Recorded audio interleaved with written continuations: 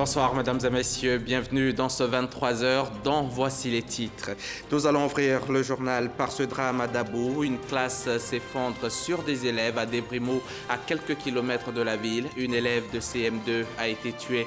On déplore également 6 blessés, dont des ouvriers.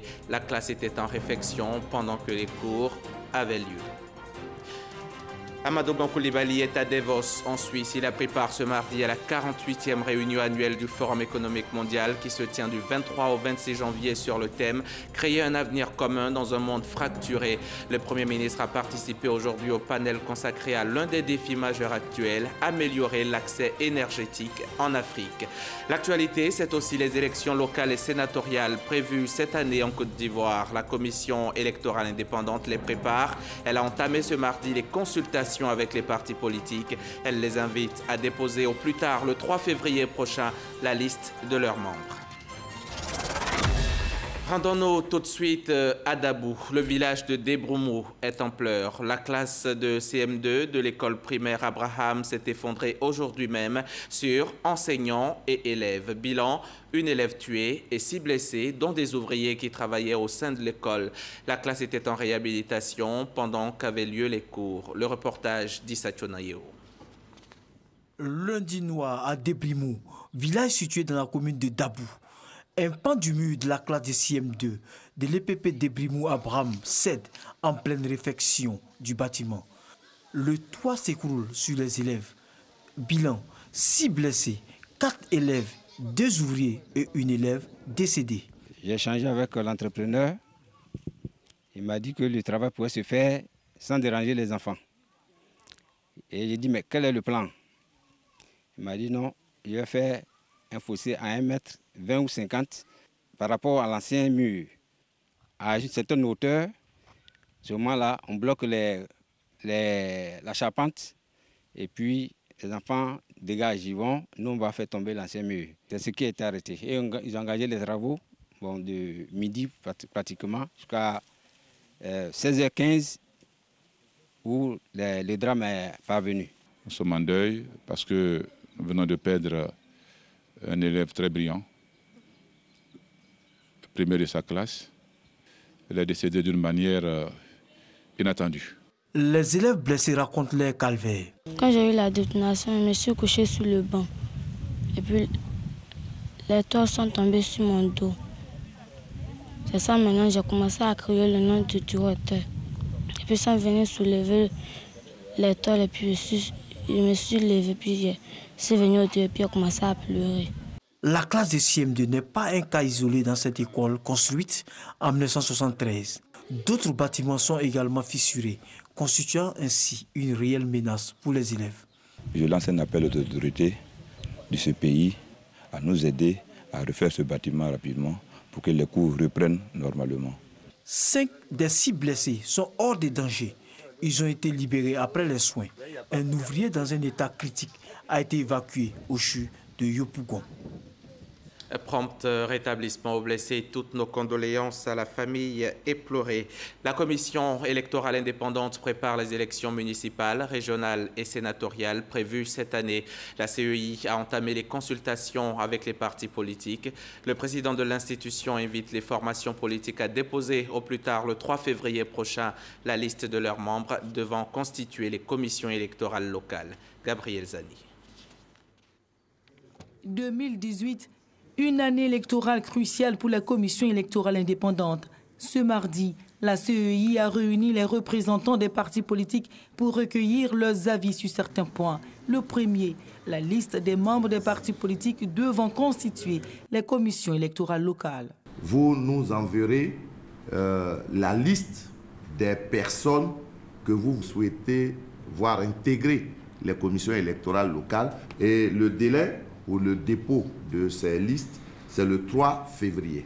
19 commissions électorales locales sont créées, en plus des 577 qui existaient déjà. Le but est d'accélérer le processus de révision de la liste électorale, dont la date doit être incessamment fixée par le gouvernement. Le processus de révision de la liste électorale est le deuxième point de cette consultation. La révision de la liste électorale est une opération délicate qui requiert l'engagement de tous. C'est pour toutes ces raisons que la Commission électorale indépendante souhaite que vous vous associez à elle pour informer et sensibiliser vos militants pour une adhésion massive de ceux-ci. Elle souhaite, en outre, que vous vous appropriez le processus de révision de la liste électorale afin que celle-ci ne soit pas l'affaire de la seule commission électorale. Une liste électorale affichée au moins 3 mois avant la tenue des scrutins. 11 000 bureaux de vote pour accueillir des millions d'électeurs qui devront choisir les maires, les conseillers régionaux et les sénateurs.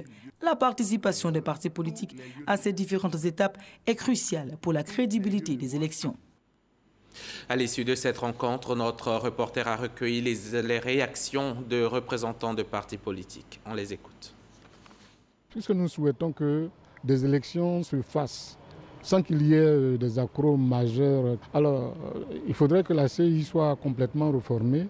C'était pratiquement le préalable que nous posons. Donc, pour qu'il y ait quelque chose qui soit fait au profit donc, de tous les Ivoiriens et conforme aux valeurs démocratiques et républicaines, je crois que il faut bien qu'on ait un organe de gestion donc, de ces élections qui soit consensuel. Nous sommes disposés à participer à ces élections, à accompagner, nos électeurs, nos militants, aller se faire enrôler le moment venu. La CEI est suffisamment outillée. Nous avons travaillé beaucoup de fois sur beaucoup d'élections avec la commission électorale et cette commission est suffisamment outillée maintenant pour organiser de très bonnes élections.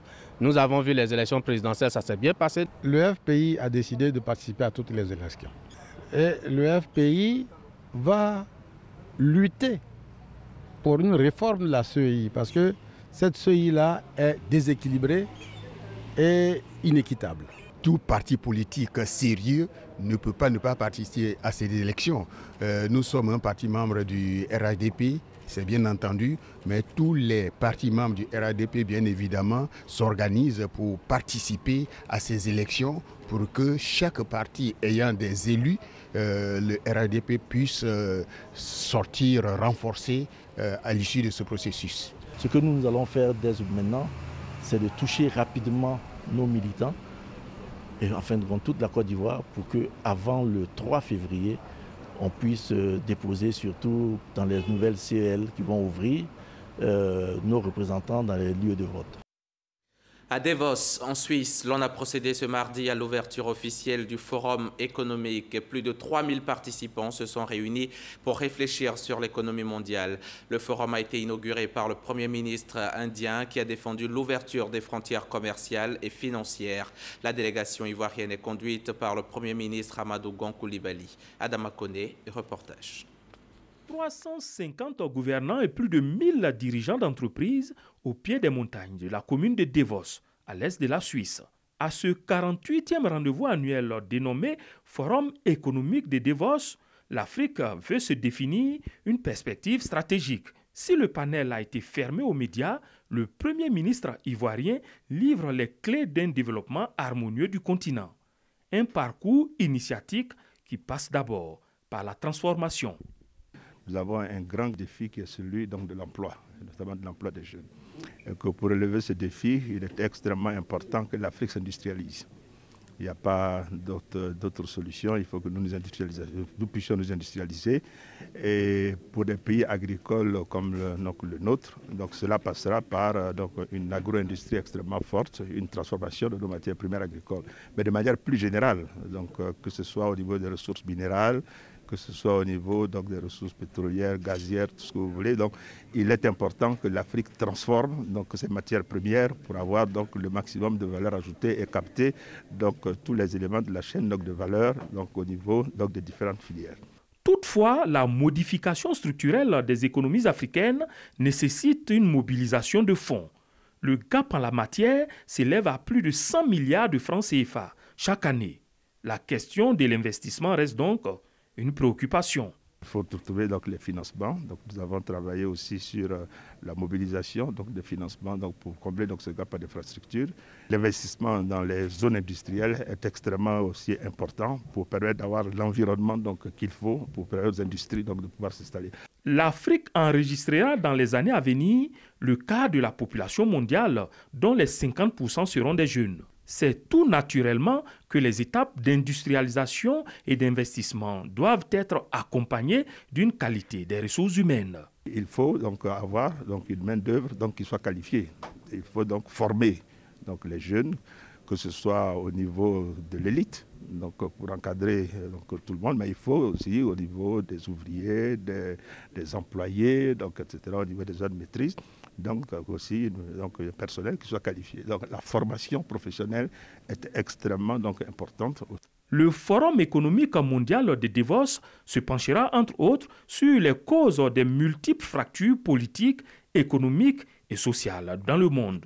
Objectif, construire un avenir commun dans un monde fracturé. Thème du forum. Ce mardi marque le début de la semaine des douanes ivoiriennes. Les activités ont démarré et des annonces ont été faites.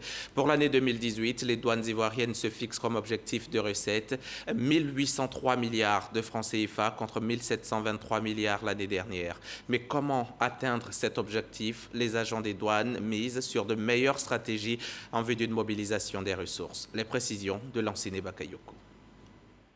Pour l'exercice budgétaire 2018, l'objectif assigné aux douanes ivoiriennes s'élève à 1803 milliards de francs CFA, en hausse de 8% par rapport à l'année précédente. Nos impératifs budgétaires exigent de vous une administration douanière au rendez-vous du XXIe siècle, c'est-à-dire une douane professionnelle, performante et offrant des services de qualité. Cette douane performante offrant des services de qualité, tout à fait possible à condition d'actionner efficacement et à bonne date un certain nombre de leviers, dont la sécurisation des régimes économiques par la création d'une brigade du transit, ainsi que la poursuite du programme de modernisation des services en adéquation avec le schéma directeur de la réforme des finances publiques. Dans cette perspective, les instruments de l'audit interne devront être mis en place pour promouvoir la bonne gouvernance dans le processus de mobilisation des ressources. En attendant la mise en œuvre de ce projet, il va falloir trouver ici et maintenant des réponses claires à quelques problématiques bien actuelles. Concernant la lutte contre la fraude, je voudrais souligner mes fortes attentes en matière de sécurisation du transit routier et en matière de lutte contre la contrebande aux frontières ainsi que sur les différents plans d'eau. La semaine des douanes ivoiriennes qui sert d'occasion à cet exercice d'auto-évaluation est à sa 5e édition. Venons-en à présent au projet d'aménagement des corridors en Afrique de l'Ouest, un projet qui concerne la Côte d'Ivoire, le Burkina Faso, le Togo et le Ghana. Il s'agit de développer les zones côtières et les zones intérieures des 4 pays. Le séminaire international qui se tient en ce moment à Abidjan vise à valider le plan directeur de ce projet en vue de sa mise en œuvre, et cela dans le but de favoriser le développement économique sous-régional. Justine Seydjike. Un projet fédérateur, intégrateur, créateur de richesses et d'emplois reliant la Côte d'Ivoire, le Burkina Faso, le Ghana et le Togo. C'est l'aménagement des corridors pour l'anneau de croissance en Afrique de l'Ouest. Le projet permettra d'améliorer les infrastructures de transport en termes d'énergie, en termes de communication, mais aussi les secteurs économiques pour créer de la richesse, l'agriculture, les industries. Cette rencontre internationale regroupant les ministres des pays concernés et leurs délégations vise à valider le projet d'élaboration du schéma directeur obtenu après une étude de 3 ans financée par l'agence japonaise de coopération. Le projet de plan directeur de l'aménagement des corridors pour l'anneau de croissance en Afrique de l'Ouest, dont l'idée a germé lors de la 5e conférence internationale du Japon sur le développement en Afrique que nous appelons TICAD, a été inscrit dans le plan d'action de Yokohama en juin 2013.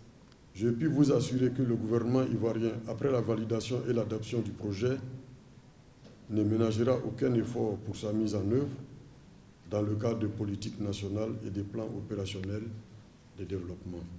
L'Union économique et monétaire ouest-africaine, UEMOA, regroupe 8 pays, 112 millions d'habitants avec un taux de croissance du produit intérieur brut, PIB, de 7% et un taux de croissance de 6,6% au premier trimestre 2017. Les activités de la semaine de l'avocat ont aussi démarré ce mardi. Le thème cette année, c'est l'avocat, acteur de développement. Les avocats veulent désormais se rapprocher des populations afin d'être à leur écoute. Pendant une semaine donc, les populations auront droit à des consultations et plaidoiries gratuites. Abou Sanogo nous en dit plus. Une exposition photo sur la profession d'avocat et l'histoire du barreau pour démarrer les activités de la semaine de l'avocat. Les experts du droit se rencontrent pour s'interroger sur les fondamentaux de leur profession et se rapprocher des justiciables. Nous allons donner à l'avocat un visage, désormais. Non plus une image, mais un visage. Un visage paisible et plaisant. L'avocat aux côtés de tous les justiciables, avec un accent particulier sur son rôle social. Les avocats doivent gagner en compétences pour être des interlocuteurs privilégiés des acteurs du développement. Le président du Conseil constitutionnel a invité les avocats à tirer profit de leur semaine. Que des avocats se définissent comme acteurs de développement, c'est l'évidence même dans la mesure où ils sont les aiguilleurs et les boussoles des opérateurs économiques consciencieux. Que l'avocat se définisse comme entrepreneur, oui, à condition de se souvenir qu'il est un chef d'entreprise un peu spécial et de ne pas épouser les travers du monde des affaires. C'est pourquoi je vous engage donc fortement à en tirer toutes les conséquences en termes de progrès de votre profession. Et c'est à vous, avocats d'aujourd'hui, que revient la tâche de permettre aux avocats de demain de dire eux aussi, et à leur tour, qu'ils ont une ascendance glorieuse. La semaine de l'avocat sera marquée par des consultations et plaidoiries gratuites dans 4 juridictions du district d'Abidjan, notamment au palais de justice, au tribunal du travail, au tribunal de Yopougon et au tribunal de commerce d'Abidjan. Le thème, à savoir, l'avocat, acteur de développement, fait la promotion du métier d'avocat. À cet effet, des procès fictifs sont prévus. Du côté de Tieningwe, dans la région du Béré, les fonctionnaires et agents de l'État ont organisé une marche pour décrier la pénurie d'eau dans leur localité. Les installations ne répondent plus aux besoins actuels des populations. Les fonctionnaires ont donc décidé d'interpeller la société de distribution d'eau de Côte d'Ivoire. Soro Corona et Kwadio Kwame, RTI Boaké. Touré Pascal est fonctionnaire à Tieningwe depuis 2010. En 8 ans de présence, il doit se battre quotidiennement pour s'approvisionner en eau potable. À partir du mois de décembre jusqu'à fin mars, nous avons un problème d'eau à Tieningwe. Bon, nous nous débrouillons. Les femmes vont chercher de l'eau dans les puits, s'il y en a. Souvent, on reste au dehors jusqu'à 2 h du matin pour pouvoir avoir de l'eau. Si nous ne creusons pas un trou, puisque la pression d'eau est vraiment faible, voilà, nous faisons comme ça là, quand l'eau vient, nous recueillons dans une bassine. Il faut rester là, il faut veiller jusqu'à 2 h, 3 h, enfin jusqu'au petit matin. On a oublié de faire du feu, on va rester là au chaud, on va avoir l'eau dans ces temps-là. Bakary Souloué a quant à lui creusé un puits pour amoindrir sa souffrance. Un point d'eau qui sert à tout le quartier. On se lève à 4 h, je réveille les enfants, ils prennent un certain nombre de bidons, on remplit la barrique et puis on laisse le puits ouvert toute la journée. Maintenant, les femmes du quartier, bon, elles passent toute la journée ici.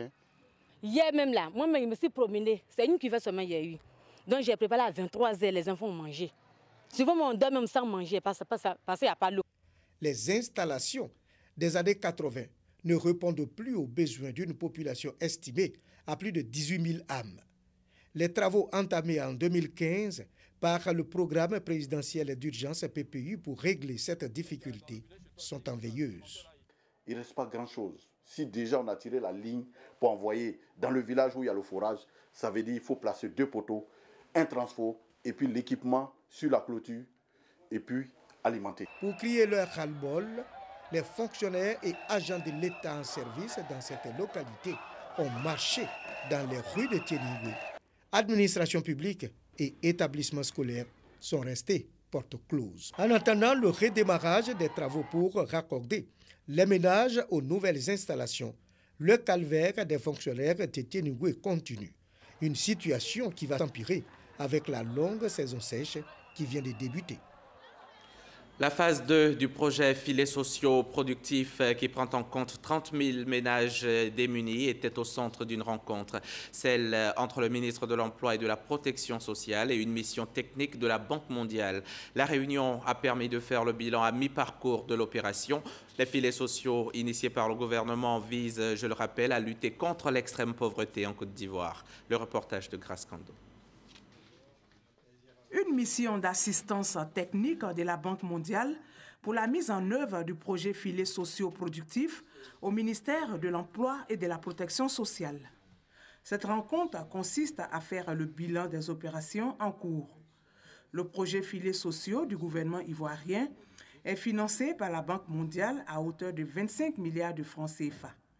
Il s'agit d'octroyer gracieusement un montant de 36 000 francs CFA à chaque ménage défavorisé du milieu rural tous les trimestres et ce pendant 3 ans. Pour la phase pilote, 5 000 ménages ont perçu leur allocation.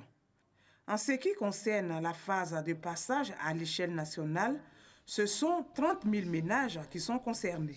Nous voyons toujours ce projet comme quelque chose de catalytique, à la fois pour agir contre la pauvreté et de faire que les citoyens de la Côte d'Ivoire aient plus d'opportunités d'avancer au niveau économique.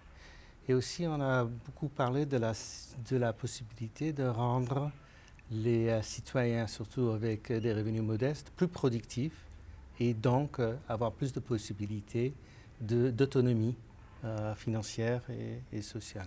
Notre souhait, c'est que ceux qui bénéficient de cet argent parce qu'indigents ne restent pas indigents.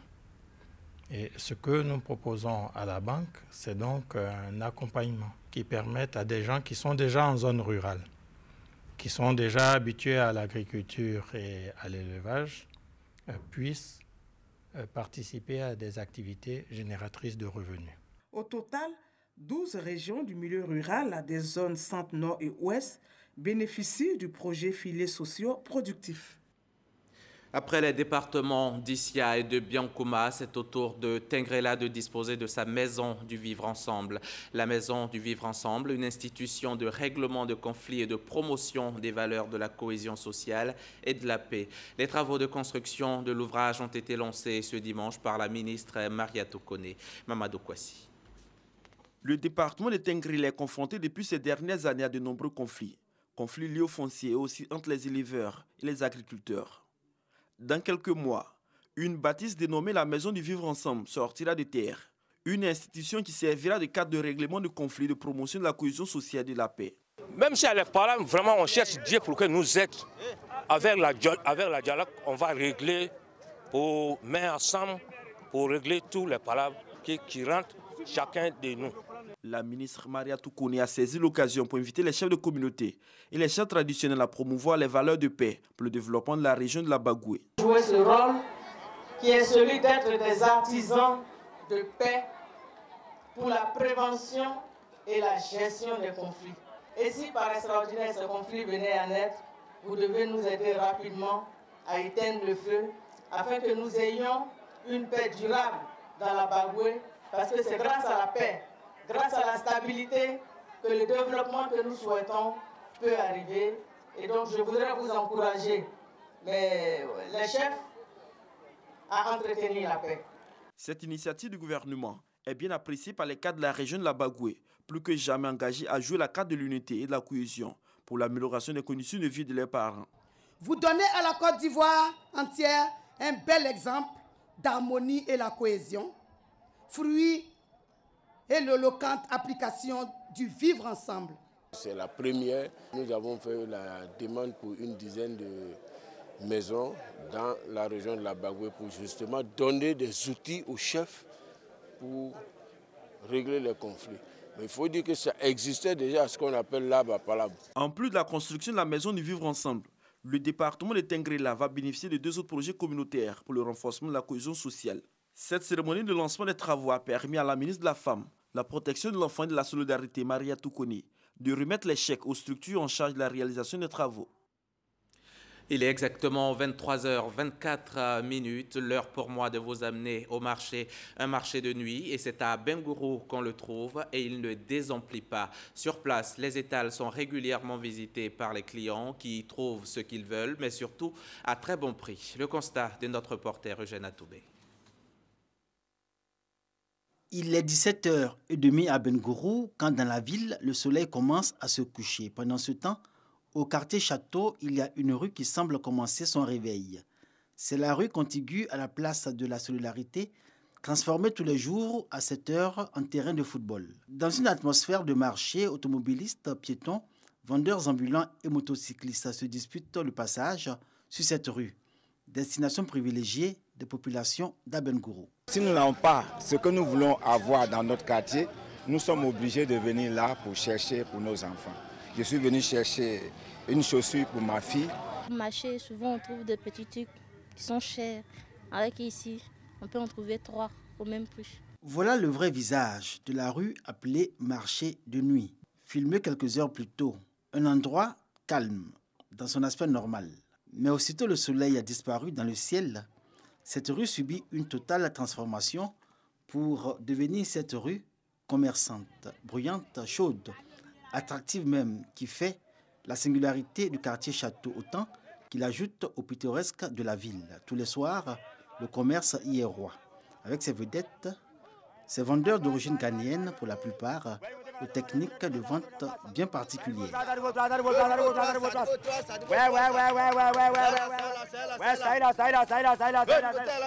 Venez voir, tu comprends chinois,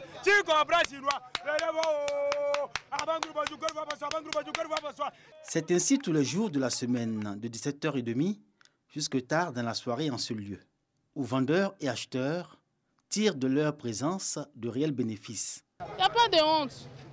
Bon, il y a des gens même qui appellent. Tu donnes ton numéro, qu'on casse net, on t'appelle, premier choix. Tu viens, tu tries. Et puis, il y a des bons trucs dedans. On dit toujours que c'est les habits des Blancs. Qui n'aime pas porter habits des Blancs? Donc, tout le monde vient ici. On se croise. Les tasses sont un peu réduites. Ce n'est pas comme au grand marché. Comme c'est la nuit seulement, c'est 3 000 par mois. Le marché de nuit d'Abengourou est le lieu de prolongement des activités des petits commerçants du marché central. On y trouve essentiellement des articles issus de la friperie pour tous les âges, tous les goûts, tendance même et à la portée de toutes les bourses. Passant par là, même sans motivation d'achat, il est difficile de résister à l'appel des vendeurs. Difficile aussi de ne pas succomber à la tentation de l'offre. Au fait, je n'étais pas venu pour ça, j'étais de passage. Et puis j'ai vu, puis j'ai commencé à fouiller. Toutes les filles d'Abengourou s'habillent ici. Bon, donc on ne peut pas se cacher pour ça. Premier prix, c'est 1 000 francs, 2 500. Deuxième prix, le même jour, là, le soir, là, c'est 500. Maintenant, deuxième jour, c'est 300. Maintenant, quatrième jour, maintenant, on passe à 2 à 500, 2 à 600. Il y a 100 francs. Quand on finit de vendre les 100 francs, le reste, on s'en livrer ça à café tout. Qu'on ne s'y trompe pas, le marché de nuit, ce n'est pas essentiellement la friperie. Si vous voulez des articles neufs, vous en trouverez dans les magasins qui bordent la rue, attractifs et bien achalandés, mais supportant difficilement la concurrence. S'habiller aujourd'hui dans la friperie à Bengourou est depuis bien longtemps un art de vivre. Et le marché de nuit s'y prête à merveille.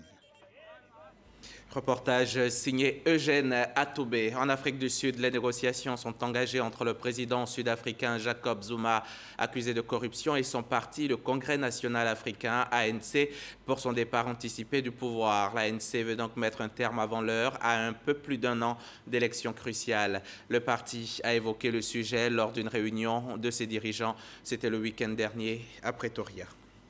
La justice centrafricaine, elle, a condamné à des travaux forcés à perpétuité le général Andilo, l'un des leaders anti-Balaka. Il est sommé par ailleurs de verser aux victimes ou à leurs familles 118 millions de francs CFA comme dommages et intérêts.